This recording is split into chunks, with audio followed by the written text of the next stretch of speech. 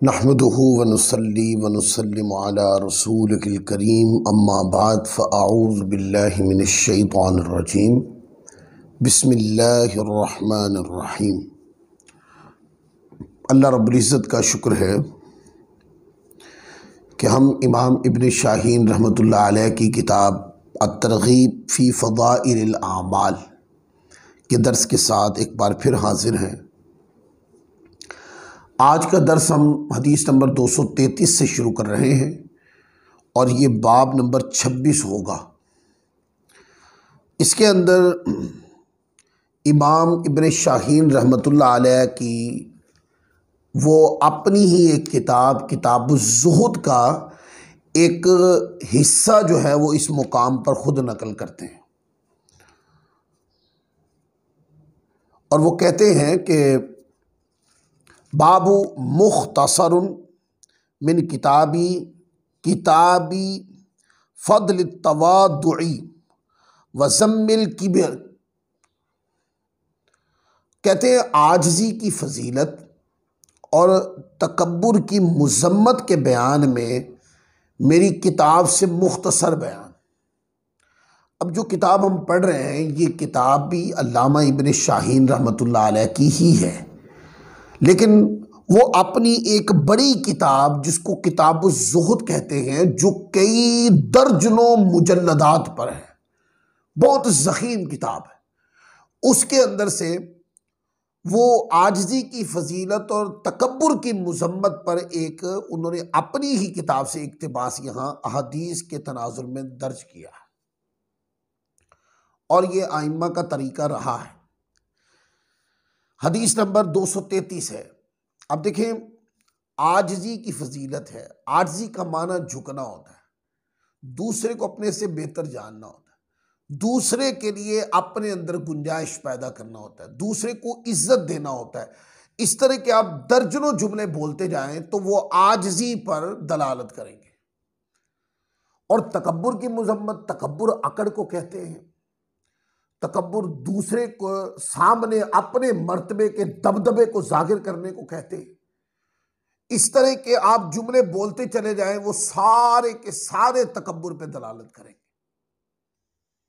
लिहाजा हमेशा अखलाकी तौर पर इस्लाम ने आजिज़ी की तारीफ फरमाई है और तकब्बुर की मुज़म्मत फरमाई है कि अकड़ के नहीं चलना चाहिए। ये फिर सिफात है तकब्बुर की, इससे तकब्बुर जाहिर होता है।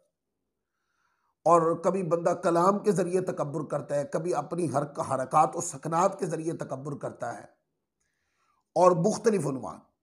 लिहाजा तकब्बुर की इस्लाम में हमेशा से मुज़म्मत होती आई है और आजिज़ी की तारीफ होती आई। जिसने आजिज़ी अपना ली वो अल्लाह को पसंद है और जिसने तकब्बुर अपना लिया अल्लाह तबारक व तआला को वो शख्स पसंद नहीं।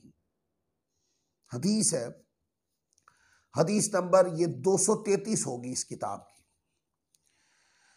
आका अलैहिस्सलाम की ये हदीस हज़रत अब्दुल्ला बिन अब्बास रज़ियल्लाहु ताला अन्हु ने रिवायत की कि रसूल करीम रऊफ़ुर रहीम सल्लल्लाहु अलैहि वसल्लम ने इरशाद फरमाया, नहीं है इब्ने आदम में कोई एक मगर उसके सर पर दो जंजीरें हैं। एक जंजीर 7वें आसमान तक है और एक जमीन जो एक जंजीर है जो 7वीं जमीन तक है। बस जब बंदा आजिज़ी इख्तियार करता है तो अल्लाह अज़्ज़ा व जल उसको बुलंद फरमाता है और 7वें आसमान की जंजीर की तरफ बुलंद फरमा लेता है, उसको बुलंदी अता फरमाता है। और जब वो तकब्बुर करता है तो उसको पस्त कर देता है, 7वीं जमीन की जंजीर की तरफ पस्त कर देता है। अब इस पूरी हदीस से एक बात वो जो तर्जुमतुल बाब के साथ मुताबकत रखती थी कि इस हदीस पाक में आजिज़ी की तारीफ की गई है और तकब्बुर की मुज़म्मत की गई है। और दूसरा नुक्ता इसमें यह है कि आजिज़ी की तारीफ में झुकना है पर इसके सिले में ऊंचा होना है। यानी कि जब बंदा आजिज़ी कर रहा होता है तो देखने वाला कहता है ये तो झुका हुआ है, ये तो बिछा हुआ है। और वो उसकी जाहिरी हैत जो होती है वो मुतकब्बिराना नजर से देखने में तो एक कमी कमीन जैसी होती है, लेकिन आजिज़ी करने वाले के मुकाम जो होता है, यानी दुनिया में वो झुका होता है और फजीलत में वो सबसे ऊंचा होता है। और तकब्बुर करने वाला वो दुनिया में अकड़ा हुआ होता है। दुनियादार देखते हैं तो वो कहते हैं कि देखो कितना बड़ा है, दुनिया वाले कहते हैं देखो कितना बड़ा आदमी है, इसका मर्तबा कितना बड़ा है, इसका ओहदा कितना बड़ा है? और जब वो तकब्बुर से बात करता है तो लोग उससे डरते भी हैं। तो वो अकड़ा हुआ होता है दुनिया में बहुत कुछ होता है, पर वो अजर में बिल्कुल जीरो होता है, बल्कि सजा में जमीन में धंसा हुआ होता है। यानी कि वो अल्लाह के यहां उसका मर्तबा बहुत नीचे है, आजिज़ी वाले का मर्तबा बहुत ऊंचा है। अब ये फैसला बंदे ने करना है कि उसने आजिज़ी का रास्ता इख्तियार करना है या तकब्बुर का रास्ता इख्तियार करना है। आजिज़ी दो फायदे देती है, हजारों फायदे देती है, लेकिन दो अहम फायदे दुनिया और आखिरत का। आजिज़ी दुनिया के अंदर बंदे को झुकाती है, और जो दुनिया के अंदर बंदा झुकता है, दुनिया के अंदर बंदा दूसरे के लिए गुंजाइश रखता है, दुनिया में बंदा जब दूसरे को इज्जत देता है तो इससे मुआशरे में क्या पैदा होता है? इससे मुआशरे के अंदर अच्छे अखलाक जन्म लेते हैं, इससे मुआशरे के अंदर अच्छी गुफ्तगू जन्म लेती है, अच्छा किरदार जन्म लेता है। मुआशरे के अंदर मिन हैसुल मजमू मुख्तलिफ उन्वानात से मुआशरे में अच्छी बात, अच्छा अखलाक, अच्छा किरदार पैदा होता है। यानी आजिज़ी वाला बंदा मुआशरे को अच्छा ही देता है। और तकब्बुर करने वाला मुआशरे को सिवाय बदअखलाकी, झगड़े फसाद, दंगे, लड़ाई झगड़े और लोगों के अंदर नफरत के बीज के अलावा कुछ नहीं करता। तो यूं कह सकते हैं कि आजिज़ी मुआशरे के अंदर सरापा अच्छाई है और तकब्बुर मुआशरे के अंदर सरापा गुनाह है। तकब्बुर मुआशरे के अंदर जुल्म, बर्बरियत और अल्लाह की नाफरमानी की आग लगाता है, और आजिज़ी जो है वो मुआशरे के अंदर खुश उसलूबी, खुश अखलाकी, खुश रहानी, अच्छी बात, दूसरे के लिए गुंजाइश पैदा करना, यानी मुआशरे में मिन हैसुल मजमू आजिज़ी अच्छाई पैदा करती। और आखिरत में आजिज़ी जो है वो बंदे को अल्लाह के करीब कर देगी और तकब्बुर बंदे को अल्लाह से दूर कर देगा।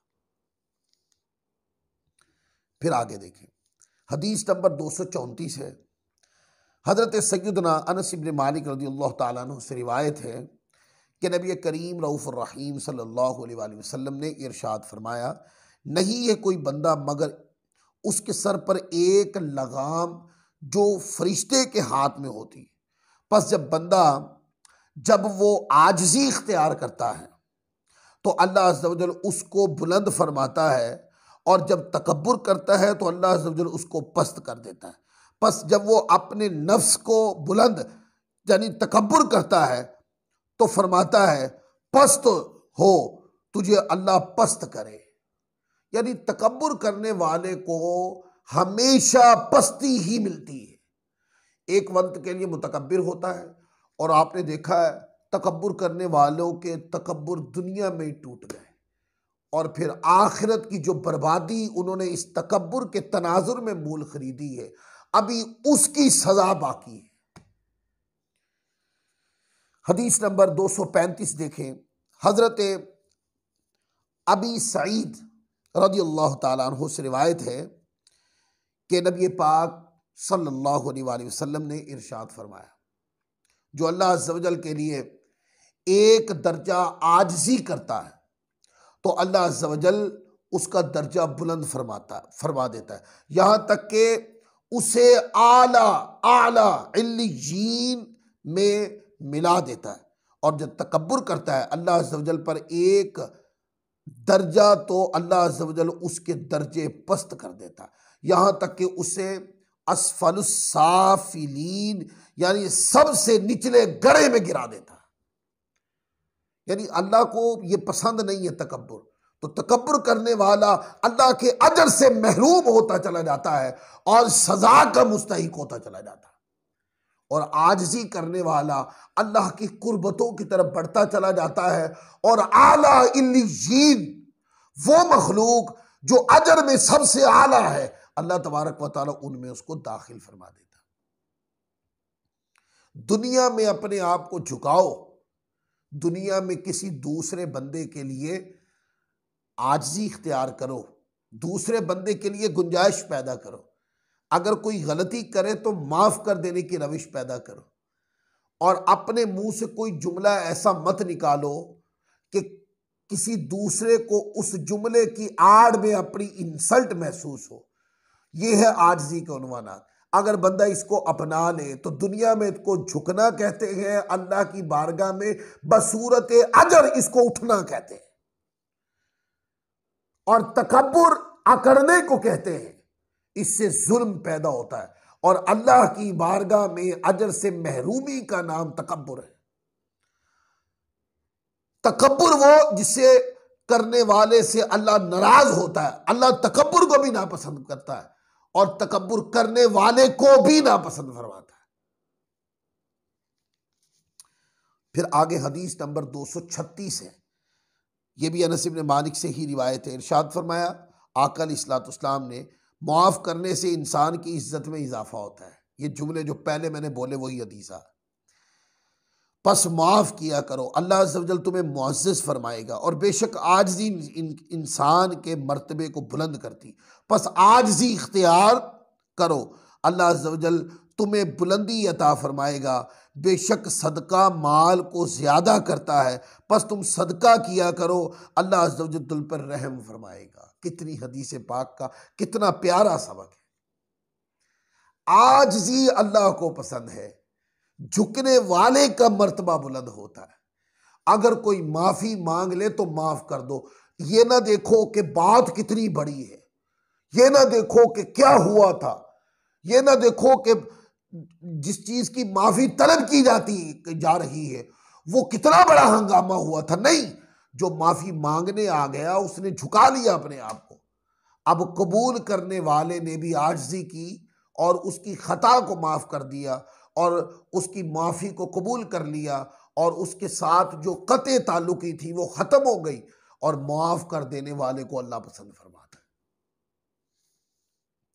फिर दूसरी तरगीब इस हदीस पाक में ये है, फरमाया कि सदका दिया करो। सदका अल्लाह की राह में देना है, अल्लाह के कमज़ोर बंदों को उठा लेना है, यानी कि उनकी कमज़ोरी ख़त्म कर देना, गुर्बत ख़त्म कर देना, उनकी ज़रूरत पूरी कर देना। ये सारे उन्वानात हैं। अल्लाह के बंदों की के अंदर खैर तकसीम करना, अल्लाह ताला के दीन के उमूर को अपनी कोशिश और काविश और अपने पैसे से खड़ा कर देना, ये तमाम सदकात हैं। हत्ता कि कोई बंदा अगर किसी वजह से परेशान है तो उसकी परेशानी के अंदर जाके शामिल हो जाना, और कोई बंदा यानी कि उसके पास गम है तो उसको ढारस दे देना, और मुस्कुरा के किसी के दिल के अंदर मोहब्बत डाल देना, ये भी सदके के उन्वानात हैं। फिर हज़रत अय्याज़ बिन हिमार रदियल्लाहु ताला अन्हु, उनसे रिवायत है कि रसूलुल्लाह सल्लल्लाहु अलैहि वसल्लम ने इन्हें खुतबा इरशाद फरमाया, बेशक अल्लाह अज़्ज़ व जल ने मेरी तरफ वही फरमाई कि आजिज़ी इख्तियार करो, यहाँ तक कि तुम में बाज पर फ़ख्र ना करे। इतनी आजिज़ी करो कि कोई फ़ख्र ना कर सके। और आजिज़ी ये फ़र्क ही तो मिटा देती है कि कोई बड़े मर्तबे वाला है, कोई छोटे मर्तबे वाला नहीं। आजिज़ी इख्तियार करो ताकि ये फ़र्क ख़त्म हो जाए कि कोई तुम में बड़ा भी है, नहीं, सब बराबर है। ये है सबक आज के दर्स का कि आजिज़ी इख्तियार करो, दूसरे के लिए गुंजाइश पैदा करो, माफ़ कर दो दूसरे की खता को, और उसके साथ इस तरह का रवैया रखो कि तुम उससे बेहतर, यानी तुम अपने आप को उससे बेहतर न समझो, और आपस में इतनी आजिज़ी करो कि किसी को अपना बड़ा होना भूल जाए और बराबरी का तस्वुर आम हो जाए। अल्लाह ताला अज़्ज़ व जल हम सबको अमल की तौफीक अता फरमाए। वमा अलैना इल्लल बलागुल मुबीन।